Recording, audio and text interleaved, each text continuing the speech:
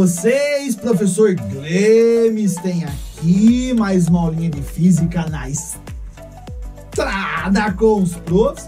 E hoje a nossa aula vai ser sobre lançamento horizontal, composição do movimento. Então bora lá para mais uma aulinha. Então, moçada, para que a gente entenda um pouquinho sobre o lançamento horizontal, você vai imaginar o seguinte: imagine que o objeto é lançado de uma certa altura, do alto de um prédio, de uma torre, de um muro, lançado horizontalmente com uma certa velocidade inicial, ok?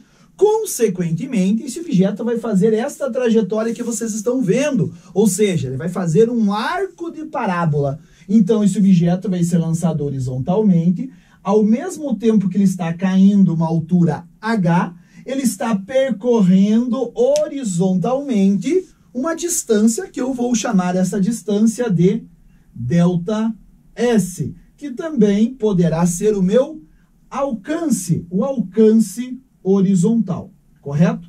E, logicamente, de maneira geral, no exercício, ele pode pedir para você a altura, este alcance, ΔS, a velocidade desse objeto em instantes diferentes, o tempo que demora de queda e assim por diante. Bom, antes da gente começar a analisar essas situações, nós vamos aplicar um princípio chamado de princípio de Galileu. O que diz, professor, o princípio de Galileu? Fala na independência dos movimentos. Se você voltar aí na playlist de física, aqui no nosso canal, na Estrada com os Profs, tem uma aula sobre cinemática vetorial e composição de movimentos. Dá uma olhadinha que já fala um pouco sobre movimentos em duas direções e assim por diante. Então, o princípio de Galileu, a independência dos movimentos, fala que quando nós temos um movimento que ocorre em duas direções ao mesmo tempo, nós podemos estudá-lo separadamente. Como assim, professor? Bom, esse objeto, ao mesmo tempo que ele está indo para frente, ou seja, o movimento na horizontal, ele também está indo para baixo, ou seja, o movimento na vertical. Então, a gente pode estudar esses dois movimentos separados, de tal maneira que o movimento na horizontal não influencia o nosso movimento na vertical, correto? Então, moçada, o que a gente vai fazer? Olha só, é como se você, para entender, para ficar mais fácil, é como se aqui tivesse, por exemplo, uma parede aqui, correto? E aqui o chão. E você acendesse primeiro uma luz aqui em cima, e você veria a sombra da bolinha no chão. Este seria o seu movimento na horizontal. Assim como, se você acendesse uma luz bem forte aqui na frente, você veria a sombra da bolinha na parede. Ou seja, esse seria o seu movimento na vertical. E se você olhar para esses dois movimentos, a sombra da bolinha no chão, você veria simplesmente o que a hora que eu joguei. Olha a sombra da bolinha só no chão. Você veria simplesmente a bolinha vir para frente. E esse movimento nós vamos ver que vai ser um movimento uniforme. Agora, se você olhar para a sombra da bolinha nessa parede aqui, o que você iria ver? Simplesmente a sombra da bolinha lá na parede, você ia simplesmente ver a bolinha caindo como uma queda livre. É isso que nós vamos analisar. Então, o que eu falo para vocês? Que no momento do lançamento, essa bolinha só tem uma certa velocidade inicial na horizontal. Por isso que o movimento é horizontal. Inicialmente, eu vou chamar que esta minha velocidade inicial, ela é a própria velocidade na direção x. Nós vamos separar horizontal, assim como os eixos cartesianos da matemática, de x, e vertical, assim como os eixos cartesianos da matemática, de y. Então, na hora que eu lancei, esta velocidade inicial é apenas a sua velocidade na direção x, ou seja, horizontalmente. E nós vamos tratar esta velocidade como sendo constante. Ou seja, ela não vai mudar. Você fala assim, professor, mas quando eu jogo essa bolinha, ela começa a cair, a velocidade dela não começa a aumentar? Bom, a velocidade da bolinha começa a aumentar. Mas a componente x, ou seja, a velocidade, a sombra da bolinha no chão, não muda a sua velocidade. Por quê? Como que isso funciona? Porque à medida que essa bolinha começa a cair, por exemplo, a hora que a bolinha estiver aqui, nesse momento vai aparecer uma outra velocidade, também uma velocidade em y. Então, nós teremos aqui uma velocidade da bolinha em y, que nós vamos chamar de VY, e a velocidade em x, que é a mesma velocidade de lançamento dessa bolinha. Lembrando que essa velocidade em x, ela é constante. Aí você fala assim, professor, mas e qual é a velocidade da bola? Bom, é uma soma vetorial. Enquanto a velocidade que eu lancei, a velocidade em x permanece constante, à medida que ela vai caindo, vai aparecendo e aumentando uma velocidade em y, de tal maneira que a velocidade resultante da bolinha é justamente a velocidade entre x e y. Este vai ser o vetor velocidade da bolinha. E para você encontrar o valor da velocidade da bolinha, em qualquer ponto da sua trajetória, é só você fazer um Pitágoras entre Vx e Vy, já que temos dois vetores perpendiculares entre si. Ah, professor, eu não lembrava dessa parte de soma vetorial. Não lembrava? Não tem problema, cara. Você vai na playlist de física, tem uma aula sobre soma vetorial. Dá uma olhadinha rapidinho, você já vai entender. Então, simplesmente, para eu descobrir em qualquer ponto da trajetória, simplesmente você vai fazer um Pitágoras entre o Vx e o Vy. E se você fizer um Pitágoras entre o Vx e o Vy, em qualquer ponto da sua trajetória, você vai encontrar a velocidade resultante da bolinha. Aí você está se perguntando assim, tá bom, professor, parece fácil. Mas espera lá, o Vx é a própria velocidade de lançamento. O Vx é a própria velocidade de lançamento, que é sempre constante. Então, se ele falar para você que o objeto foi lançado horizontalmente com uma velocidade de 10 metros por segundo, a velocidade de lançamento é 10. Nesse ponto, a velocidade em x é 10. Nesse ponto, a velocidade em x é 10. No momento que bate no chão, a velocidade em x é 10. A velocidade em x é a mesma do lançamento. E a velocidade em y, professor? Bom, é isso que agora nós vamos determinar, beleza? Bora lá. Então, moçada, se nós analisarmos separadamente esses movimentos, o Vx nós vamos trabalhar como sendo um movimento uniforme. E no movimento uniforme, com velocidade constante, não esqueça que nós só temos uma equação. A equação da velocidade média, onde o Vx será o espaço dividido pelo tempo.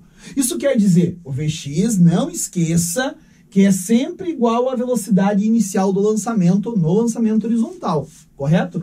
Então, e o ΔS? O ΔS, como eu mostrei para vocês, é o alcance. Então, se eu quero saber, por exemplo, como você vai ter, na maioria das vezes, a velocidade em x, que é a velocidade inicial, quer saber o alcance? É só descobrir o tempo de queda. Ou, vamos escrever assim, que vai ficar mais bonito, pegue este tempo de queda e passe multiplicando, você vai ter que o alcance vai ser o seu Vx vezes o tempo de queda. Ou, não esqueça, o alcance horizontal é a velocidade inicial do lançamento vezes o tempo de queda. Olha só, simplesmente passei o tempo de queda multiplicando, então o tempo de queda vezes o Vx é o ΔS. Lembrar que o ΔS é o seu alcance. Ou, lembrando também que o Vx é a própria velocidade inicial e é constante. Então, quer dizer que o alcance eu posso simplesmente pegar a velocidade inicial e multiplicar por esse tempo de queda. Só falar, professor, beleza, eu entendi, porque Vx é movimento uniforme, só temos essa equação do movimento uniforme, que é a equação horária da posição. Você fala assim, mas eu vou ter esse tempo de queda? Não. O tempo de queda nós vamos ter que analisar agora o movimento que vai se dar na vertical. Mas você vai ver como o movimento na vertical também é fácil. Quer ver? Então, no movimento vertical, ou seja, o nosso Vy, porque lembre-se que no início do lançamento, a velocidade inicial é o Vx, que permanece sempre o mesmo. Porém, na hora que eu lancei o movimento horizontal, a bolinha só está indo para frente. Consequentemente, a velocidade inicial em y é 0.